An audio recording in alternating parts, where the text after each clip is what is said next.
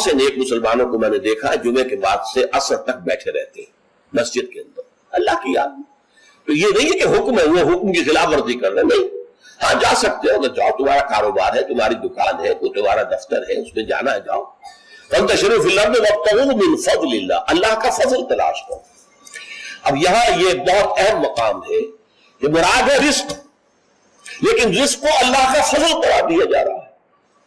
اس کو سمجھ لیجئے، اسلام کا جو معاشی فلسفہ ہے، اس کے جو فلسفیانہ اصول ہیں، ان میں سے ایک اصول یہ ہے کہ چاہے محنت تم نے کی ہے، کھیت میں ہل تم نے چلایا ہے، بیج تم نے ڈالا ہے، اس کو سینچا تم نے ہے، پھر فصل جو ہے اس کی حفاظت تم نے کی ہے، پھر فصل کاٹی ہے، پھر تم دانے گھر لائے ہو، پھر ان کو پیسا ہے، پھر ان کی روٹی پکائی ہے، یہ سب کچھ تم نے کیا، لیکن اسے اللہ کا فضل سمجھو، اپنا کسب نہ سمجھو. کسب جو ہے وہ نیکی اور بدی کے لیے ہے. انسان نیکی کما رہا ہے، یہ اس کی کمائی ہے، بدی کما رہا ہے، یہ اس کی کمائی ہے. جہاں تک رزق کا تعلق ہے، یہ اللہ کا فضل ہے. اور فضل اسے کہتے ہیں جو بلا استحقاق دیا جائے، جس کا تقاضا نہ کیا جا سکے. جس کی مثال سادہ سی میں دیا کرتا ہوں کہ آپ نے کسی مزدور کو رکھا ہے، 8 گھنٹے اس نے کام کرنا ہے، آپ نے فرض کیجئے 100 روپے مقرر کیے اس کی مزدوری. دن بھر آپ نے دیکھا کہ ایک مزدور بڑی محنت سے کام کرتا، دل لگا کے کام کیا اس نے، چاہے کوئی دیکھ رہا ہو چاہے نہ دیکھ رہا ہو. ایک تو ہوتے ہیں وہ کوئی دیکھ رہا ہے تو کام میں لگ گیا، کوئی نہیں دیکھ رہا ہے تو بیٹھ گئے. نہیں، اس نے بڑی جی لگا کے کام کیا ہے. جو شام کو آپ اسے 100 روپے بھی دیتے ہیں، 10 روپے اور دیتے ہیں. یہ 10 روپے فضل ہے، یہ وہ ڈیمانڈ نہیں کر سکتا. ڈیمانڈ تو 100 کر سکتا تھا، 100 طے ہوئے تھے، لیکن آپ نے اپنی طرف سے بغیر اس کے کسی قانونی استحقاق کے 10 روپے اسے دے دیے، یہ فضل ہے. اسی طریقے سے رزق جو بھی انسان کو ملتا ہے وہ فضل ہے اللہ کا، اسے اپنا کسب نہ سمجھو. جب تم سمجھو گے یہ اللہ کا فضل ہے تو پھر دیکھو گے اللہ اس کو کس طور سے خرچ کرنا چاہتا ہے، کروانا چاہتا ہے مجھ سے، کس کس کے حقوق اللہ نے اس پہ رکھے ہیں.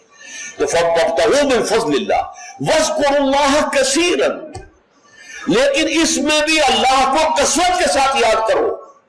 یہ نہ ہو کہ مسجد میں تو اللہ کا ذکر ہوا، باہر نکل گیا تو بھول گئے، نہیں، بلکہ یہ کہ جو کام کر رہے ہو اس میں کام میں تمہارے ہاتھ مصروف ہو اور دل تمہارا جو ہے وہ اللہ کے ساتھ لگا ہوا ہو.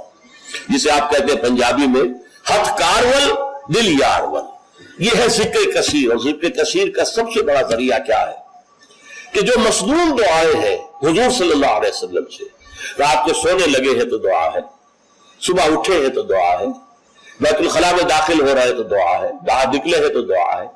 ظاہر بات ہے کوئی ایکسٹرا ٹائم تو آپ کا نہیں لگ رہا، وہ کام کر رہے ہیں آپ، لیکن ہر کام پہ کرتے. شیشہ دیکھا ہے، آئینہ دعا ہے، کپڑے بدلے ہیں دعا ہے، گھر سے نکلے ہیں مسجد کے لیے دعا ہے، مسجد میں داخل ہوئے تو دعا ہے، مسجد کے اندر تو ذکر ہے ہی ہے سارا، باہر نکلے ہیں تو دعا ہے، بازار میں داخل ہو رہے ہیں تو دعا ہے، بازار سے واپس آ رہے ہیں تو دعا، ہر کام کے لیے دعا ہے.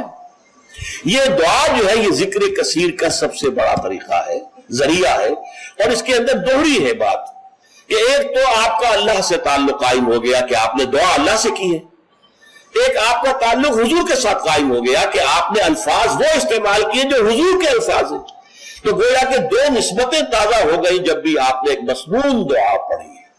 تو دعا ادعیہ مسنونہ جو ہے در حقیقت وہ دوام ذکر کا سب سے بڑا ذریعہ ہے. اس کے لیے علیحدہ سے وقت نکال کر کوئی آسن بنا کر اور کوئی ضربے لگا کر اس کی ضرورت نہیں، بلکہ ہر کام کرتے ہوئے تو زندگی کے ہر کام کے ساتھ دعا ہے. اور وہ دعا ہے مسنون جو حضور سے ثابت ہے.